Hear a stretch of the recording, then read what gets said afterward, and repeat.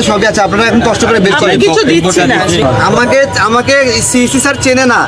আমি TV centre মামলার 1 নম্বর আসামি, মেট্রো রেলের 3 নম্বর আসামি, সেতু ভবনের 5 নম্বর আসামি, যাত্রাবাড়ির 6 নম্বর আসামি। 15 দিনের রিমান্ড দিল শেষমেশ। তার আগে 3 দিনের গুম করে রাখলো।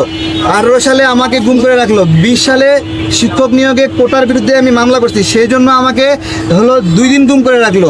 এইভাবে আমাদের লড়াই সংগ্রাম চলছে। এরকমটা আমরা স্যার রাজনীতির মধ্যে আমাকে ছড়াই ছিটকে ফেলার একটা ব্যবস্থা এটা, যে আমরা যেন এখানে আর না থাকতে পারি। এইগুলো আমরা অ্যাক্টিভিজমগুলো কেন করছি। এবং যেটা হয়েছে স্যার, জাতীয় লীগের ক্ষেত্রে যেটা হয়েছে, যে অফিসার জাতীয় লীগের ক্ষেত্রে নিবন্ধনের জন্য সুপারিশ করেছে, মৌনসম্মতি দিয়েছে, তারা অন্যায় করেছে, এটা ভুল না। ডেস্টিনির ক্ষেত্রে দেখেন, এই লোকটা 12 বছর জেলে ছিল, 43 লক্ষ মানুষের আমানত চুরি করেছে। সে হঠাৎ করে আসে বলতেছে রাজনৈতিক দল ছাড়া আমি আমার ব্যবসা রক্ষা করতে পারতেছি না। সে রাজনীতি করার জন্য না, ব্যবসা রক্ষা করার জন্য নিজে ডিক্লারেশন দিচ্ছে সে রাজনৈতিক দল খুলছে। হঠাৎ করে রাজনৈতিক দল খুললো কি নামে? আমার নাম আমজনতা দল, সে করছে আমজনতা পার্টি নামে। হ্যাঁ, দলে দলে পার্টি দিয়ে হয়ে গেছে তার আমজনতা। তারপরে আমরা বিরোধিতা করলাম, বিরোধিতা করার পরে কি করলো? আমজনতা বাদ দিয়ে আমজনগণ।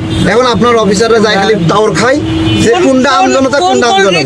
তারপরে আমি ওইখানে যে দেখি আম জনগণ পার্টির ওইখানে যিনি দায়িত্বশীল আছেন, তিনি আগে আমার দলও ছিলেন, ঠিক আছে, উনি ওইখানে বসে নিয়েছেন। আমার ওনাকে দেখার ডাউট হইলো, আমি যে হ্যাঁ ওই পার্টি, আমি যে কাগজ পাইতো না, আমার অফিস আপনি সব কিছু ভিজিট করে আসছেন। কুমিল্লা জেলা প্রশাসক যে এইভাবে কোনো সংগঠন মানুষ 500 লোকের বিয়ের আয়োজন করতে ঘাম ঝরে যায়। আমাদের দলের এতটুকু সক্ষমতা আছে, আমরা দৈনিক 15,000 মানুষের খাবার রান্না করতে পারি। এই হলো আমাদের কার্যক্রম স্যার। এখন কি বলবো আপনাকে স্যার, আমি এখন আমার শার্টটা খুলে আমার পিঠে এই জুলাই গণ অভ্যুত্থানের ক্ষতগুলো আমি দেখাই স্যার।